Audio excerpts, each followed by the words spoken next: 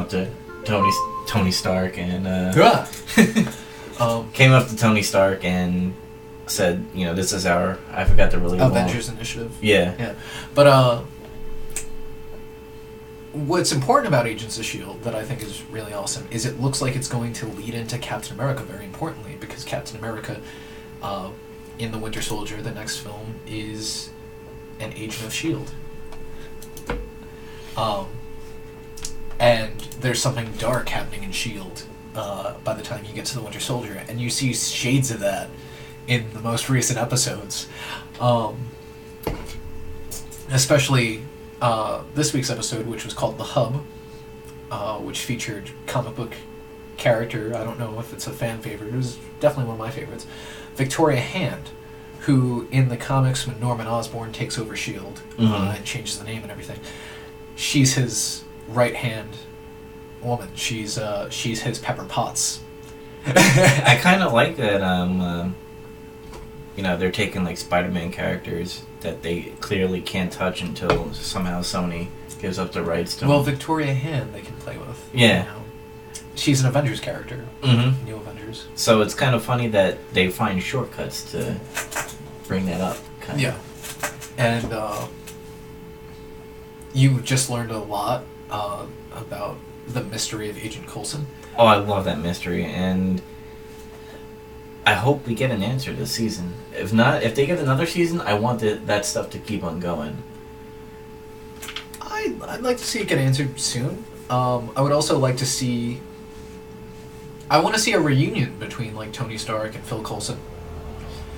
I want to see what that's like. Well, didn't you say when we were driving in the car that some of the actors actually shot some scenes?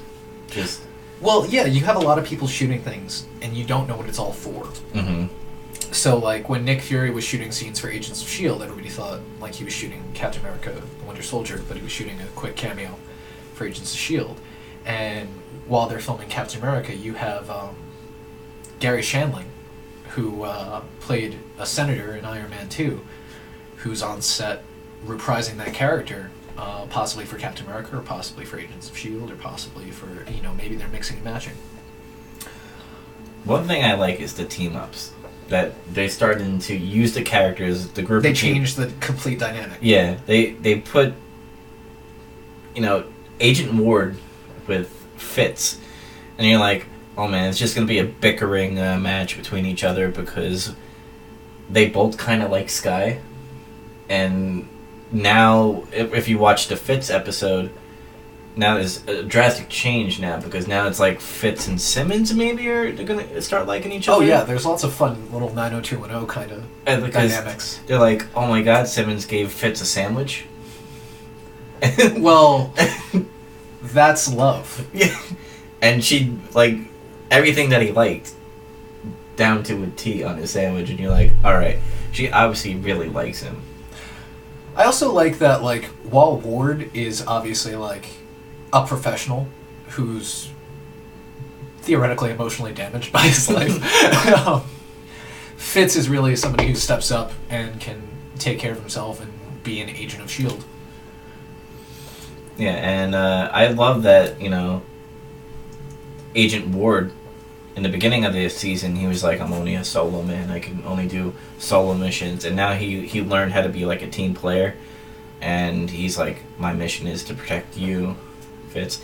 And then what was funny in the episode, which I thought was funny, and it's not really a spoiler alert, but Fitz kind of saves Ward. And then I think Ward finally figured out, like, these guys are just not dumb scientists or dumb hackers. They could actually... Well, it's also like, last week's episode, the agents were dealing with a virus. And Ward is somebody who can't fight a virus, you know? So he's experienced character development through lack of character development, which is my favorite kind of character development. Which is you put people in situations that they can't handle and see what happens. But back-to-back good episodes of the Agents of S.H.I.E.L.D. And you're seeing this kind of dark shadow that's obviously going to play out into Captain America, which is due to come out just a couple of weeks, or like the week of Agents of S.H.I.E.L.D.'s last episode for the season. So it was very strategic how they planned it out. So I want to see where it goes and how directly it leads in, and if we'll see an Agents of S.H.I.E.L.D. cast in the Captain America film. We might. Yeah. I'm loving the cameos that they're doing. And another thing is that if you have a Netflix account, Marvel might be Oh, yes. pushing out some, I think, miniseries or just like... They've announced 4 TV shows and then a miniseries. We finally get a Daredevil. Yes. So I'm very happy. Daredevil is actually my favorite character. I've been reading Daredevil since 1996. And so I'm very touched. So there's going to be a 13-episode Daredevil series, and then a 13-episode Jessica Jones series, and then a 13-episode Iron Fist series, and then a 13-episode Luke Cage series, and then it's going to culminate in a mini-series called The Defenders. And obviously, it's kind of like... the way the Avengers was set up. Yeah, how the Avengers are setting up, and now finally maybe we're going to get more assembled. You know, more Avengers assembled in the later films. Well, in the comics, the Defenders are... well, the original Defenders are Doctor Strange, the Silver Surfer, Prince Namor, the Submariner, and... wow, I'm going to forget one. Oh, and the Incredible Hulk. And obviously obviously they want to take the name and apply it to characters that have never been the Defenders before, but have always been kind of a little team, a little Hell's Kitchen crew. You know, Iron Fist and Luke Cage and Jessica Jones all appear in Daredevil comics, especially in the Brian Michael Bendis run.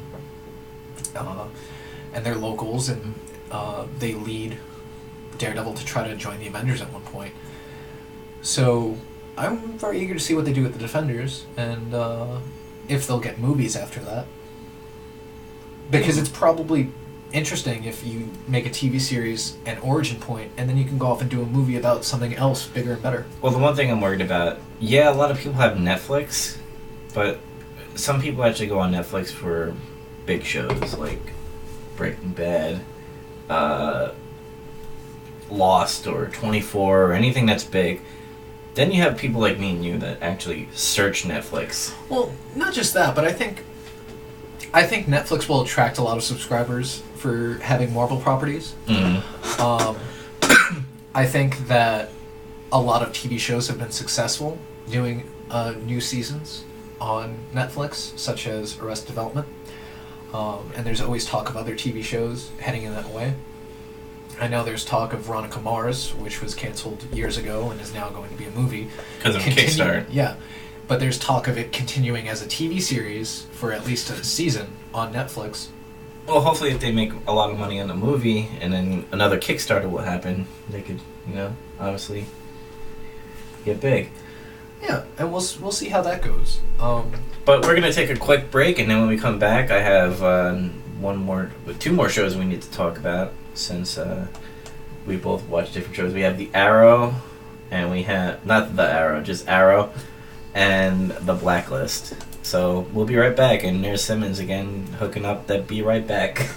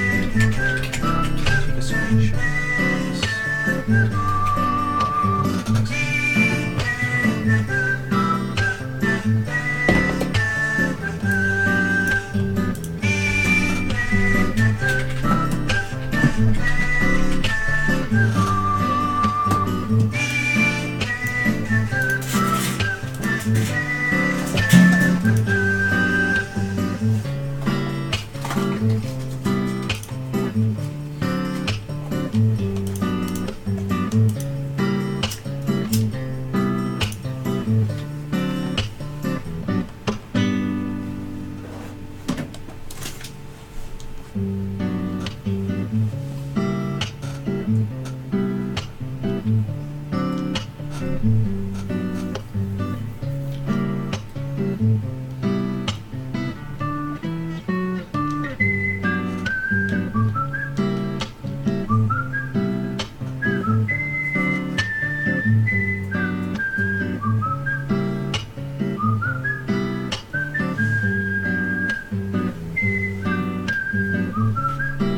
got empty.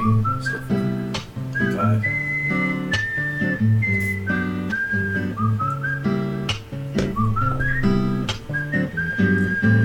How you guys hanging out in the chat?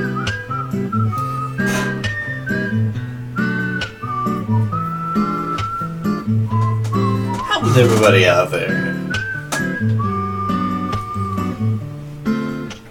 Again, remember, make sure you're following us on Facebook, Instagram, and Twitter to get our recent updates on what is happening on AbSo.Co.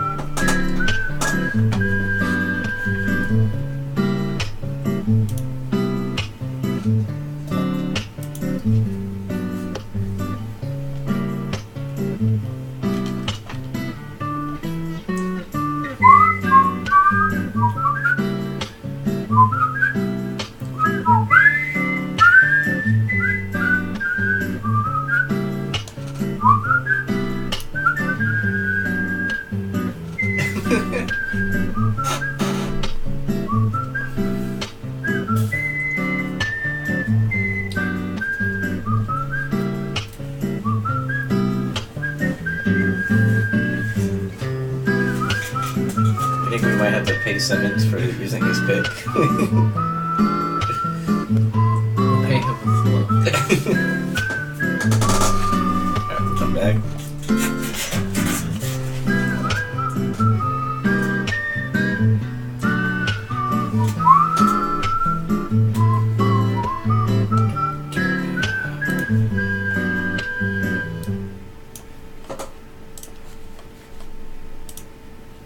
Welcome back. Oh, yeah. Welcome back. Welcome back to our home of AbSo. Yeah. This is the AbSo shack. The AbSo headquarters. Maybe Steve played Deadly Permission for AbSo. Maybe you can. You know, that would be Awesome. That'd be something we'd love. We love you forever and ever and ever. Oh my god, we kind of have to move along, don't we, with the show right now?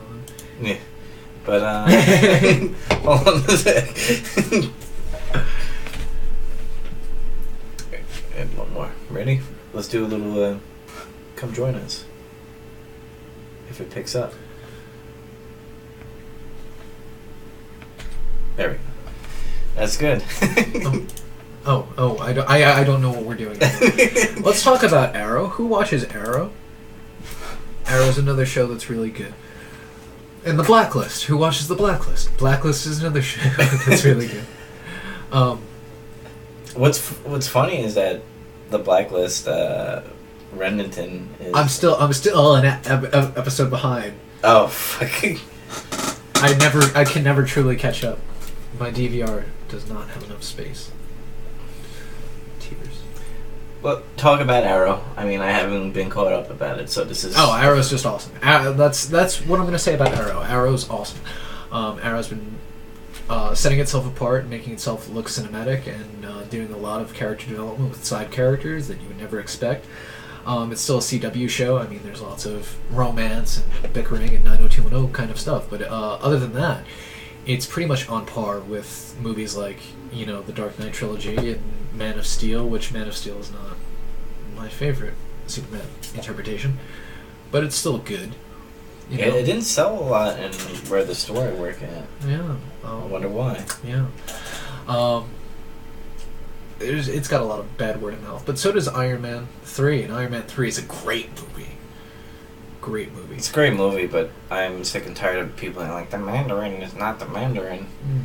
And now they're making a stupid little side story about the Mandarin killing the guy who... They're not. That's not what it is. That's the rumor. But one of the producers at Marvel tweeted that... Oh, no, the writer of Iron Man 3 Drew Pearce, said that there's going to be absolutely no apology